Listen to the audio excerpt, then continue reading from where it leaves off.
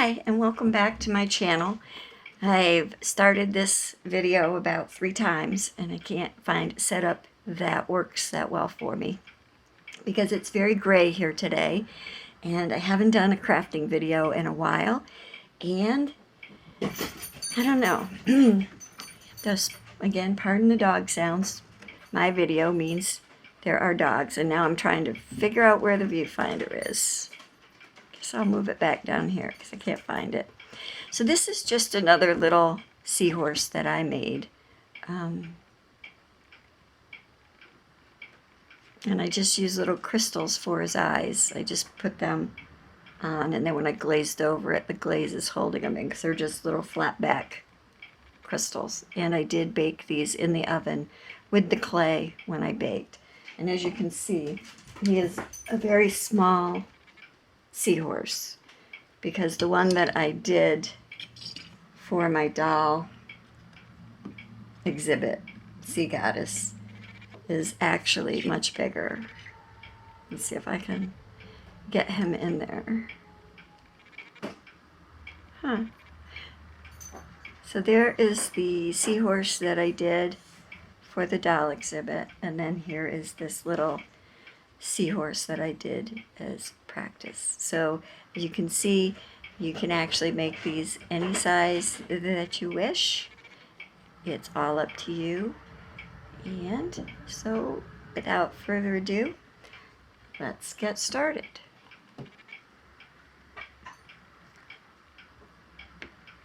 I'm using this kind of, closer to me, maroon colored clay, which I really like. It's got a little bit of green that was next to it in it, but that never bothers me. If it bothers you, just keep your clay separate and it won't happen. And then I have a little red. I don't know if I'll use this or not. It's got some glitter in it. And then I have this purple color, which is really pretty. And I may use that. Probably will use the purple. I have some translucent clay. This is Primo Sculpey translucent. For translucent, I generally buy the big block of it. And right now, I had this all conditioned just a couple of minutes ago. The translucent's a little bit stiff. And then I just have some, this is pearl. This is a Fimo Effects. It's not this, this is a white, but this one right here is pearl. And as you can see, I'm getting a little of the, red is a terrible color. If you use red, I guarantee you it will be on your fingers and it will permeate into your other clays. Doesn't bother me in this type of a thing. If I was doing a doll with flesh tones and things, I would definitely wash my hands between colors.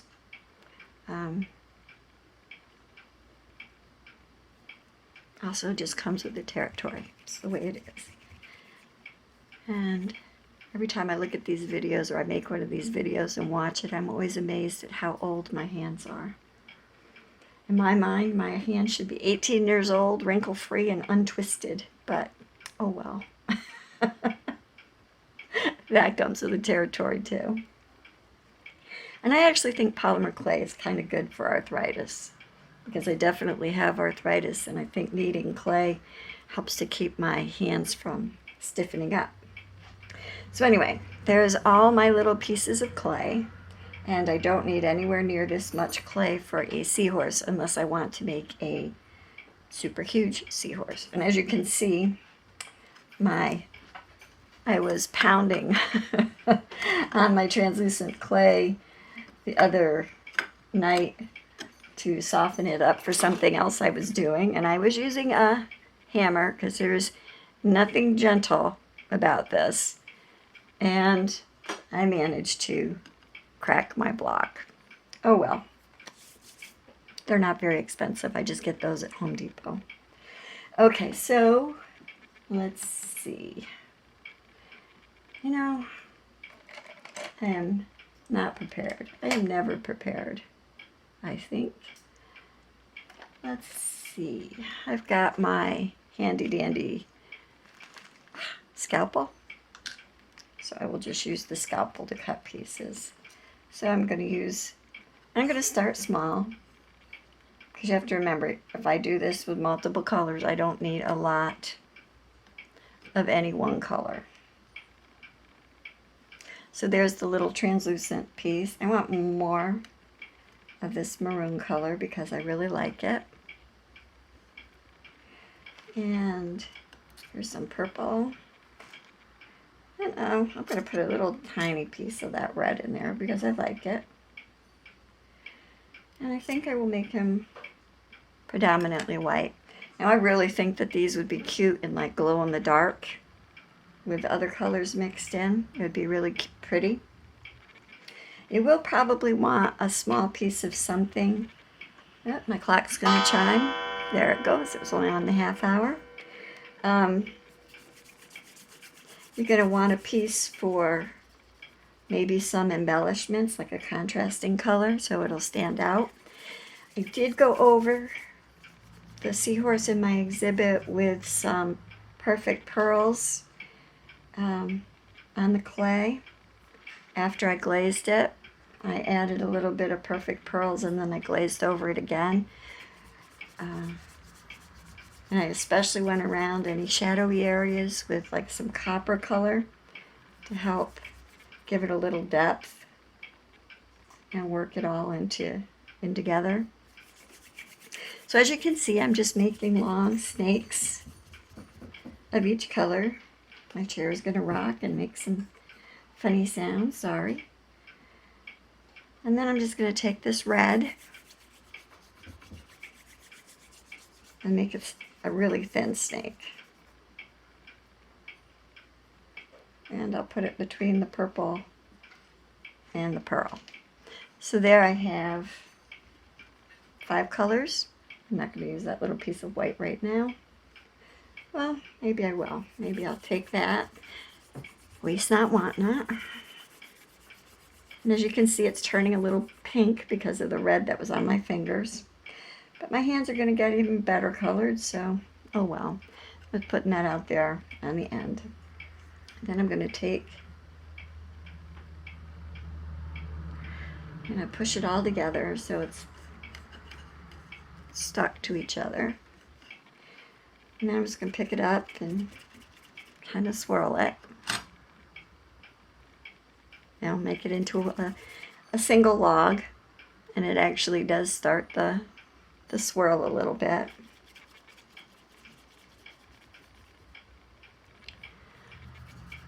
And then I fold it and press it and roll it. And you can still see it's still stripy.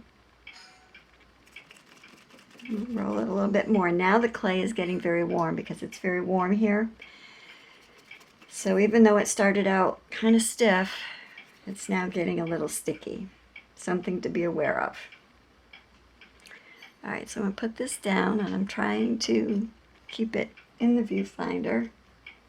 And now I'm just going to twist it a little bit. And this isn't smooth. It makes it kind of, you know, braidy because it's uneven. But just by going like this, you smooth it down into a single roll. Just like when you were a kid playing with Play-Doh. And I'm just going to put it back together because I don't want it that long. And if it is too long, that's okay. You just cut a piece off. I also don't want it too thin because the SeaHorse needs to have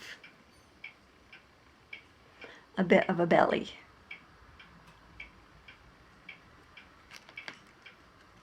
So I look at my log to see what I like. As you can see, these are pretty contrasting colors. They're not matchy-matchy or a blend, and that's good because I like the contrast. If you don't like the contrast, then by all means use the colors that you like. If you want harmonious and you want things to be more together, then use colors that are more similar so that the difference isn't quite as predominant, because there's actually some silver in here and some teal, along with, I think, the wasabi. And you can use as many colors as you want. I wouldn't go too much because after a while they do start to fight and blend together. Definitely going to want white or black to help mark the contrast. So anyway, let me see. This is too big, so I'm going to try to condense this a little bit, which to condense it, you just kind of push it together from the ends. And you see what that does to kind of even the spiral changes shape. But I like it. It looks good. This is a very busy one. Okay, so I'm getting him down to where he's kind of the middle of my SeaHorse. I'm just going to take my wet wipe and wipe that block off a little bit. Okay, so now I'm going to roll it just to make it round again.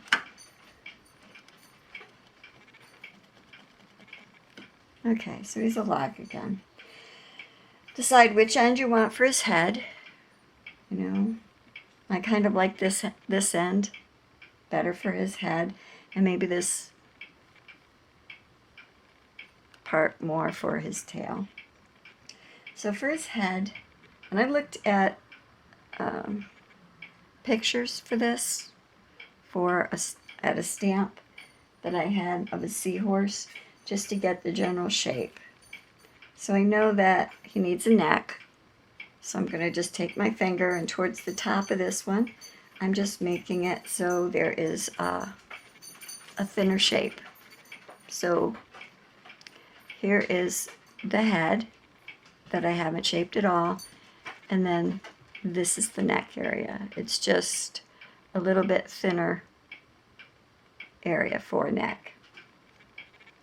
And before I go any further with the neck, I'm going to work on the head. So I'm just going to take my fingers, and SeaHorses have this long, almost like a musical flute snout. So I'm going to build this little flute on the end of his face, and it's kind of, it dips down. He's got a nose divot type of a thing that comes off his face. And then I want to pinch this in a little bit because it's just a little bit too long. And they are actually fairly long snouts. Now for the head, I want to push in a little bit because he needs, and I'm doing it on both sides like this, because he needs eye socket area. And then I'm just going to pull up a little bit and do the upper eye. And it's hard to see on this.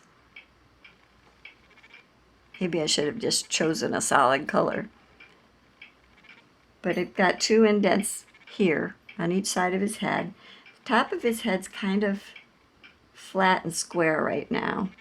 It has cheek areas here, and then it goes into his neck. Now his neck needs to tilt down a little bit, like this, because SeaHorses kind of have that whole musical shape going on. At least to me, I always think of music when I see a SeaHorse.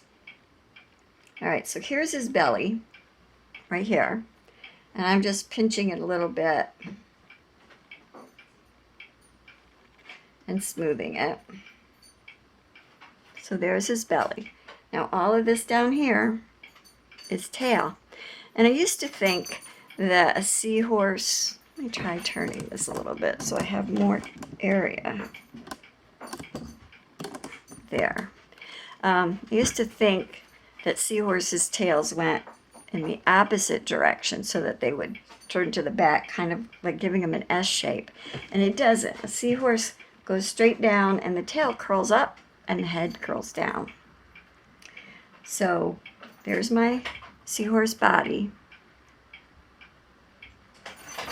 And then I'm just pinching around the tail area, thinning out the tail. And it, it gets gradually skinnier. Now I'm going to lay him down I'm just going to roll it just a little bit, not all the way around, just to help me thin them down without.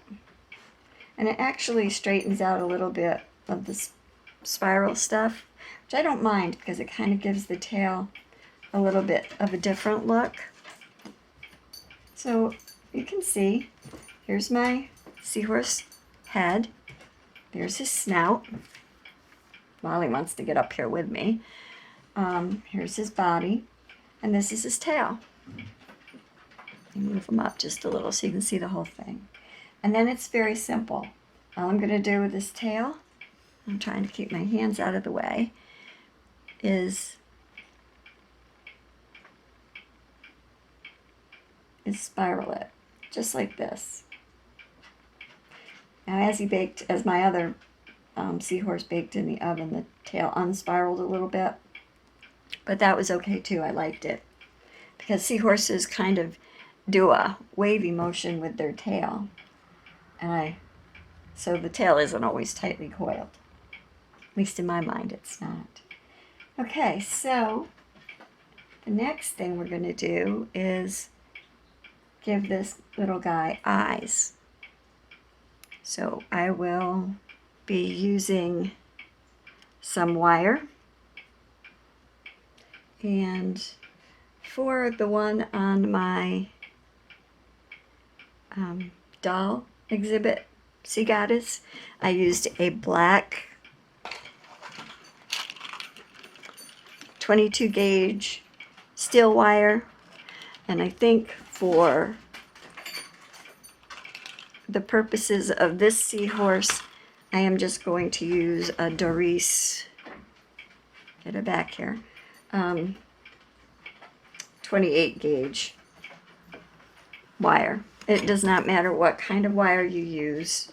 I only use the wire to help me keep the, the eyes won't pop out if the wire is in the bead because it bakes into the plastic. And that's all polymer clay is it's polymers, which is plastic. So hang on just a second. Let me get my wire cutters and my beads over where I can reach them, and I'll be right back. Okay, I've got my wire cutters and my wire, and I went and I found some kind of burgundy pearls. I have a whole container of beads, and these are just some of the various small pearls from the jewelry section of like Joann's or Michael's. And I have one all set to go, and I did clip the wire for another one. So all you do is you take your bead of choice and you put it on your wire. You just have to make sure that the hole in the bead is big enough for the wire that you choose. It doesn't take much wire. I always cut this a little, longer than I need. And I fold the wire in half through the bead hole, and then I just twist the bead. And I try to keep the wire somewhat straight so it goes down so that the holes go sideways in the piece. So that's what that all looks like. And then I'm going to take my wire cutters and I'm going to trim most of it off because it's going to stick into the head and you don't want it sticking through the head. Okay, so I have seahorse and I have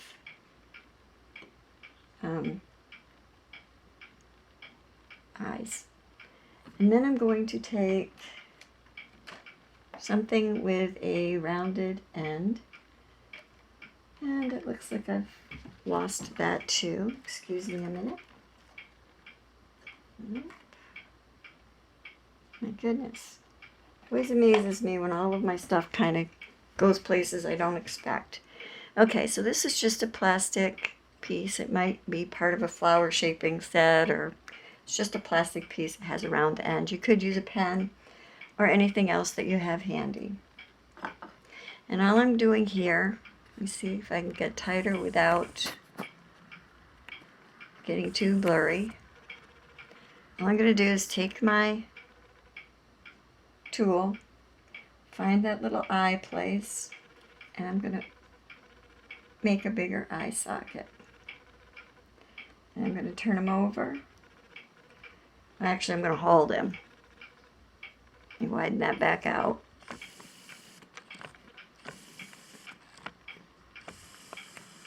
Okay. So I put the eye socket on that side, right there. So now I'm going to turn him over, or look at him. I'm looking at him from the front. And I need to find the eye socket so it goes in about the same spot on the other side. So there's that. So now I made that one a little too deep. So I need to fix that. You may have to add a little clay after you do this just to fill in the eye sockets. But there's the seahorse head. Then I'm going to take, and I'm going to just bend the end. I'm going to use my wire cutters. You would use something that's not going to cut wire. And I'm just going to bend the end over so it's kind of in a U shape, so that when it goes into the clay and it bakes, it's definitely going to hold on.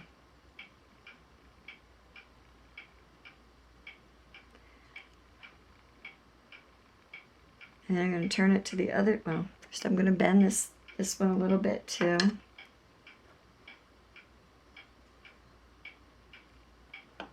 Just bend it over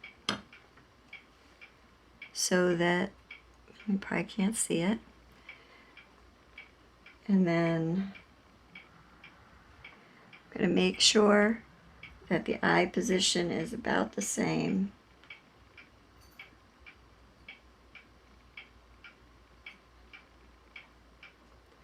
And stick that into the head too. And with all the different colors of clay, it's kind of hard to tell if they're about the same, but I think that these are. And then I'm just going to press and push until I think he's okay.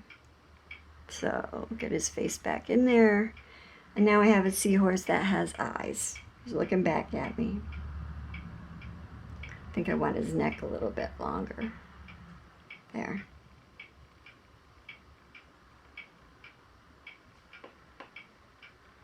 Looking like a seahorse.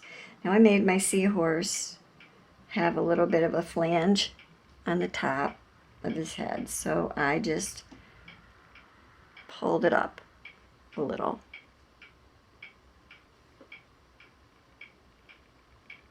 And then down his back I wanted some pointy pieces. So I just used my fingers and I kind of created a ruffle going down his back. I didn't bring it all the way down his back, I just brought it down, sorry, about that far. Kind of down his neck like the mane of a horse. Because then I put some clay dots here that I put in, and then I made a couple of like fins for his back. So that's what I'll do now. And I want those to be in this. I think I'm going to do these in purple. Just for fun. Maybe I'll just do these in purple. And some translucent.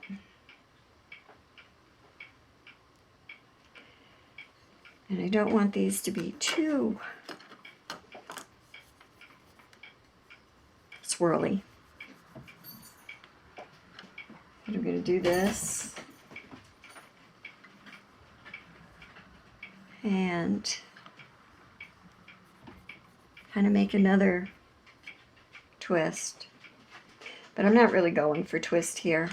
But I'm just going to use the round thing that I hook the eye sockets with, and I'm going to flatten this clay out some. Sorry for the distraction of this block. Never fails. Anyway, so now I have kind of a flattish piece. I'm going to do that, and I don't really like the way that looks. So maybe I will put just a hint of the red. I was going to say burgundy, but I'm thinking maybe red. And I'm just going to make a small, and this is all subject to how you want to do it as far as the clay goes. I'm just showing you the basics of how to make it look like a seahorse. And this is my interpretation of a seahorse. You may do one that has a completely different interpretation, and that would be lovely. So now I'm just squishing it. Mixed it together some, and I squished it. And remember, that's translucent clay. So for the most part, when this is done, it's going to be a pretty dark fin, or 2 dark fins. So I may take a little bit of white. See, and this is how I roll. I just make it up as I go along. I'm going to keep the white to the outside just because I don't want it to blend in. Fold it over a few times and squish it back down. Ooh, sorry. I see a lot of glitter in the red that's there, so that's good. I don't mind that at all for the fins. Okay, so that's what this, of course now it's stuck to my block too. Oh wow, that's what that piece looks like. And all I'm doing now is I'm going to take my cutting tool, whatever cutting tool you use, and I'm probably going to cut it, I'm going to cut it here because I want a little bit of the white and a little bit of each of the other colors in each. Now, seahorse fin. Who knows, I just want it to look flowy.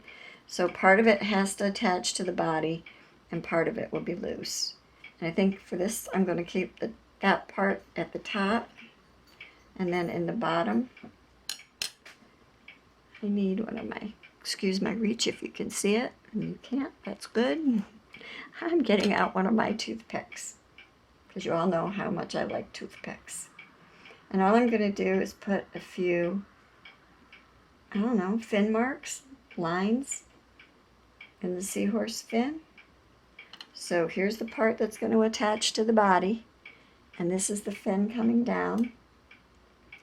So right about here, I'm going to attach this little piece to his body, and then I'm going to fluff it up a little. See? Fluff it up a little, which just means I'm going to shorten it and bring it up and stick it to his body here.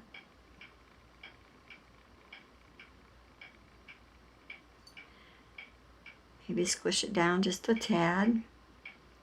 Maybe curl that white piece up a little so it sticks away from his body. So there's one seahorse fin. And then I have to make another one. And let's see.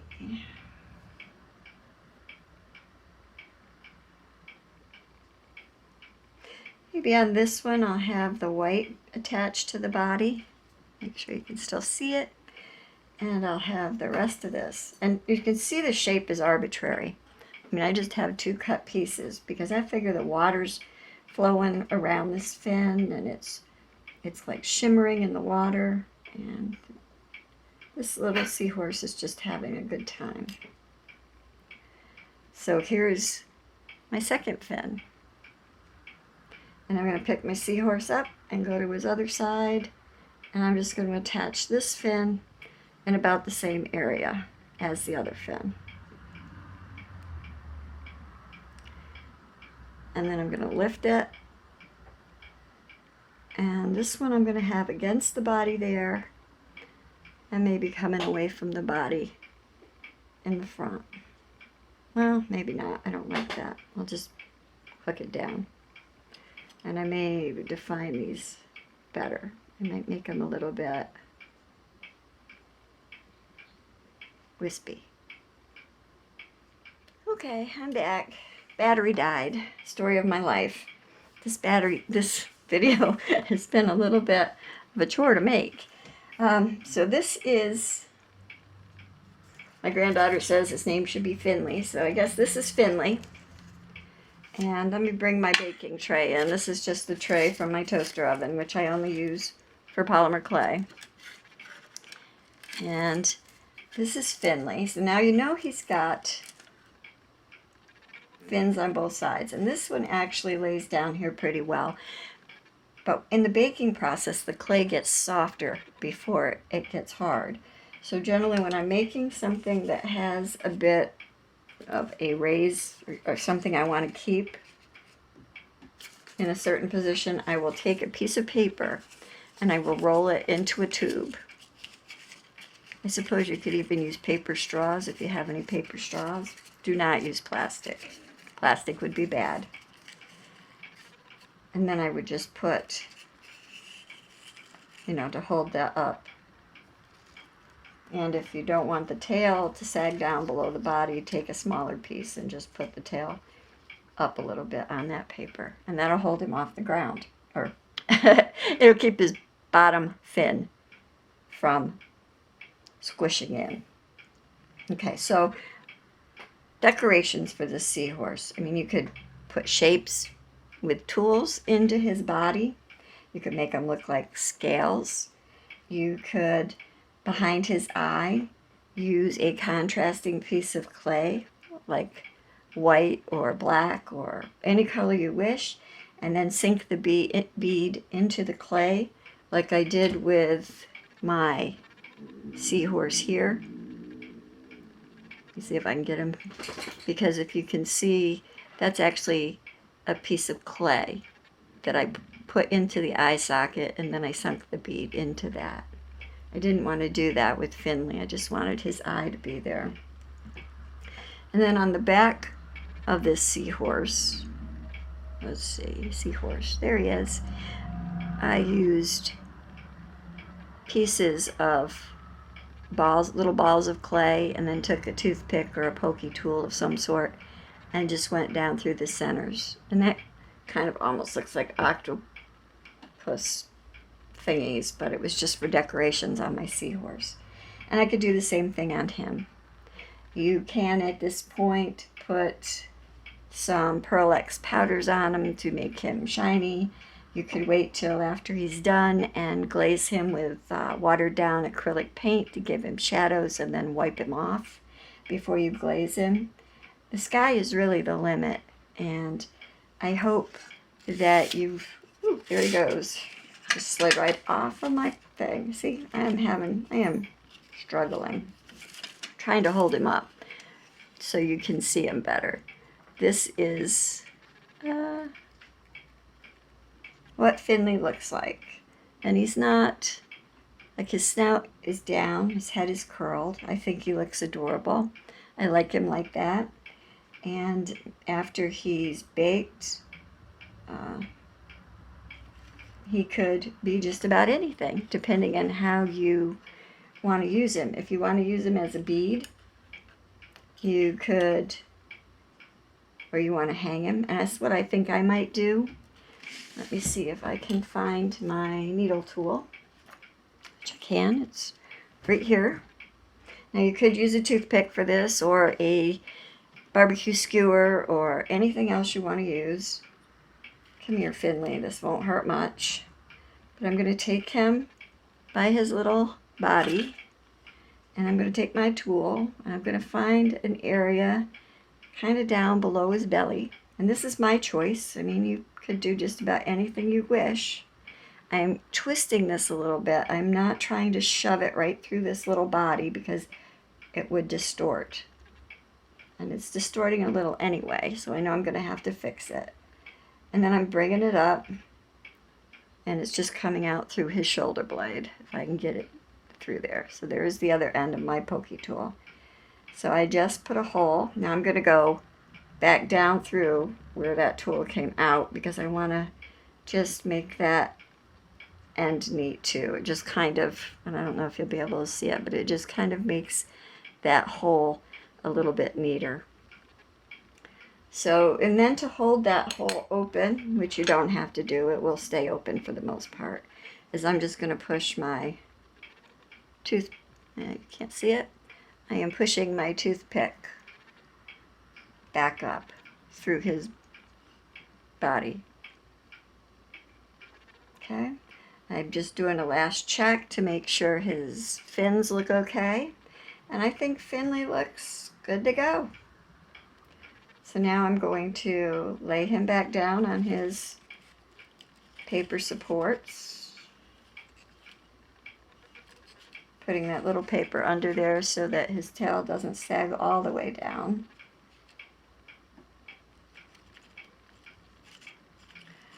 Checking to make sure I like everything still, and I do. So my next step will be to bake him. So let me go put him in the oven. I will probably bake him at 275 for about a half an hour and bring him out and let him cool.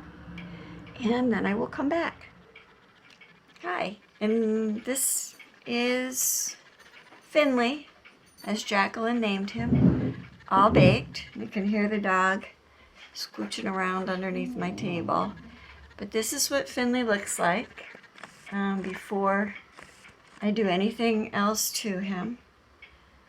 And it makes him kind of cute. You can see I still have him on his toothpick that I had him standing on, but there's his eyes, his face.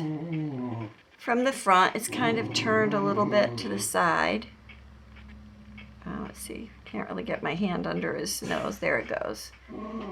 Okay, so there's this profile, and you can see his little seahorse fins. Here, Wally. Never fails. I start a video and that dog starts making noise. Please excuse him. And he has a little bit of a ruffle. I didn't do a huge ruffle. Hey. Sorry, excuse me. And I wasn't sure what I really wanted to do with him. But hopefully the dog will stop making noise now. So anyway, this is my little stand I made. It's just a piece of wood that I used my Dremel and drilled some holes in too, so I can use put my piece on a toothpick and like set it in there, and I can either like display it on here. Mostly I just use it so I can do things hands-free. When I put this piece in, I had, if you remember, gone all the way through it so I could hang it as like a pendant or a bookmark end, or whatever I want to use it for. Anyway, so that's Finlay. And I think what I want to do with Finlay is I want to take some gold paint. Now you can use anything you have on hand. I mean, this is that Reeves acrylic, which is fine. But I also have Nicole's 59-cent gold craft paint, and I use that too. This is just one I've had a while. And I just use it. Oh, loud noise. So I'm going to put a little bit right on my craft mat. I'm going to try to put a little bit right on my craft mat. There we go. And I'm going to add a little bit of water.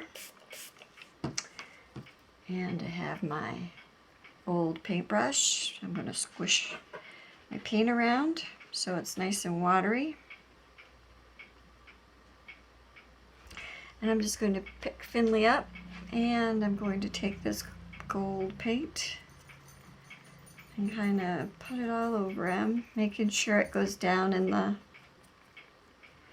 cracks and everything. And because it's got water in it, it's beating up on the surface a little bit, but I didn't do anything to him. I just baked him. And he's all cool. I mean, he's not warm, he's cool.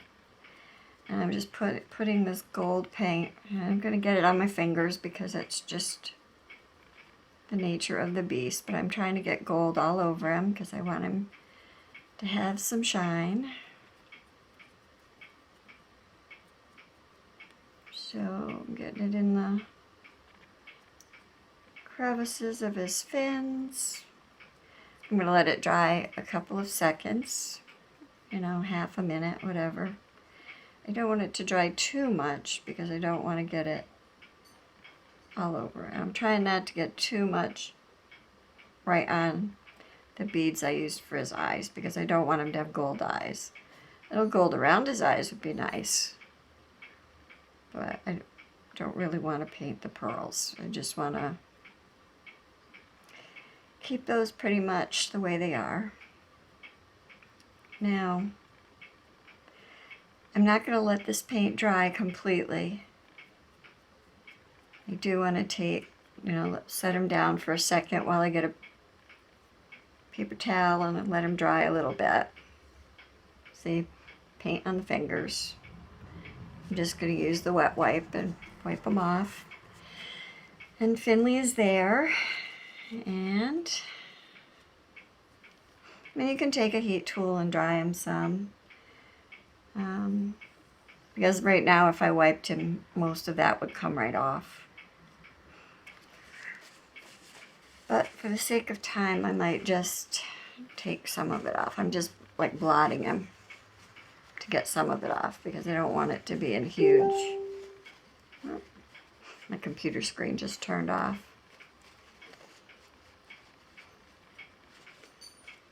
Okay, so there's that.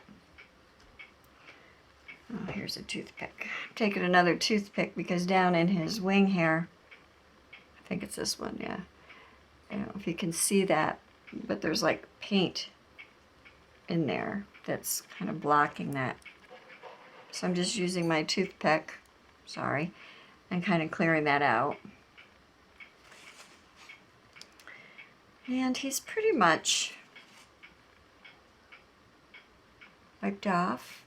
I'm sorry for the poor lighting. So there's that. Now what I'm going to do is take some Pearl X, sorry for the glare, wow, micro pearl. And I'm just going to wipe the paint off my brush. I mean, clearly, you could use a different brush and make sure it's dry and cleaned out to do the micro pearl, but I'm just going to clean it out the best I can because I don't want to take the time to do better. Yep, this is my new micro pearl. Oh well, I'm going to use the new one. It's not really new. It's just one that's been here for backup for a while. Because this stuff goes a long way. A little bit goes a long way. So I'm just going to open the top like this. Put a little bit, actually a lot, on my brush. And then I'm just going to go around and maybe put some of this micro pearl on him. Especially around his little fins. Give him some shine, maybe on his face. I'm just going to take it and kind of rub it all over him.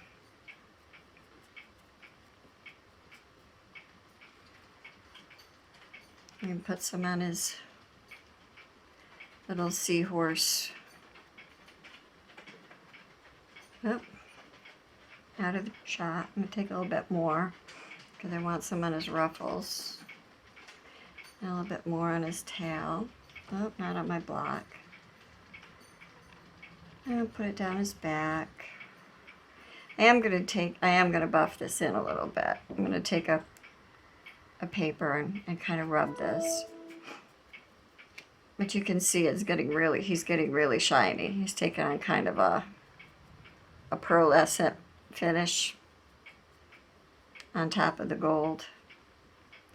And that's probably more than enough, which is why buffing him out is going to be a good thing. But there's all of that on there. And now put some water in there just so it doesn't all sit in my brush. Now I'm just going to take this paper towel that I wipe my hands off on, and I'm going to take Finlay off that.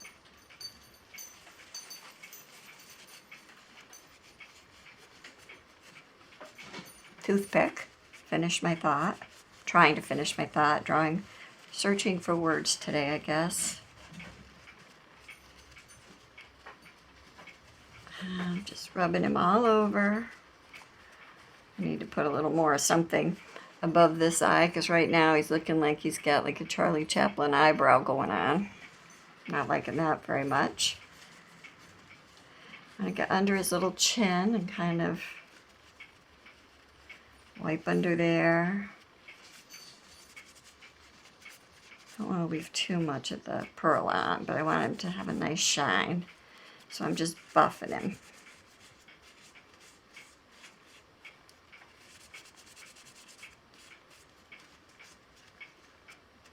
Make sure I got it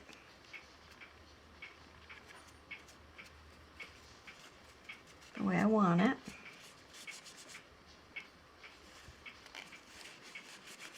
And this is a dry paper towel. It does not have any water in it. If you put water in it, you're probably going to wash it all off. So if you make a mistake and you want to take it off, by all means use wet, and it will all come off. I had a lot of gold paint around this eye and it kind of looked like an outline, so I just reached in there with my paper towel and pulled that out because I didn't want that. If you wanted that, that would be great. I'm making sure that the eyes are clear. Okay, so then what I'm going to do is put Finlay back on his toothpick because I have him pretty much the way I want him. I'm going to put the cover back on my micro pearl because I don't want any disasters. I'm going to take my wet wipe, kind of wipe up my base and get the micro pearl off it, off my mat. Now I'm going to open my Sculpey Glossy Glaze, and I'm going to put, well, first I'm going to use the same brush, which is a little dangerous, but I'm using a wet wipe and wiping the brush out. And I'm holding on to Finlay and I'm just applying glaze all over him, kind of gently, because there is no break in there. I'm doing this right after I wiped him off, so we had no additional drying time.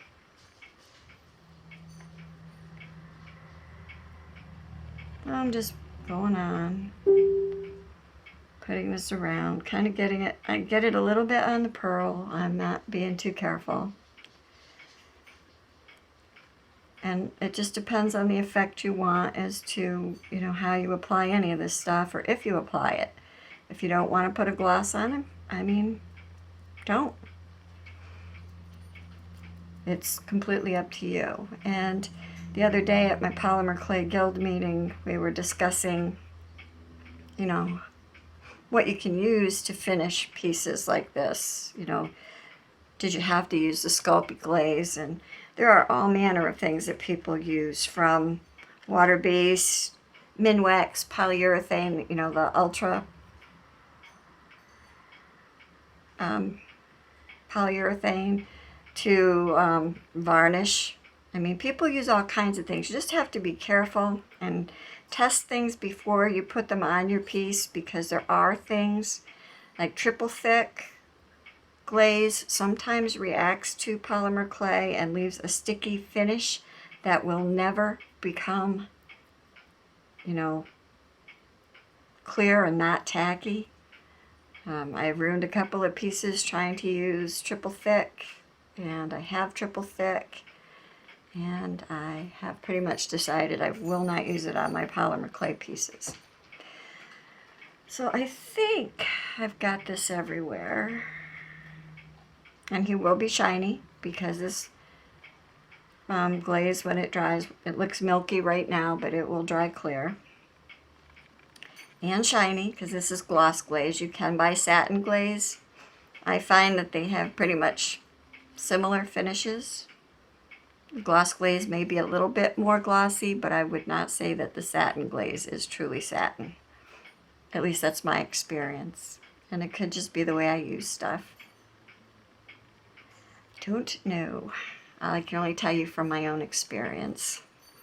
So anyway, there's Finlay in all of his wet, glossied glory. And I will dry him and take a couple of pictures and upload this video. And I hope that you enjoyed it. I hope that you make some creations because I would love to see them. My granddaughter actually made a couple of seahorses because she went with me to my Polymer Clay Guild meeting, and she liked Finlay so much that she decided she wanted to make some seahorses, and that made me very proud. She did a beautiful job. So kudos to Jacqueline. And so I will show some pictures, and until next time, have a happy, colorful, creative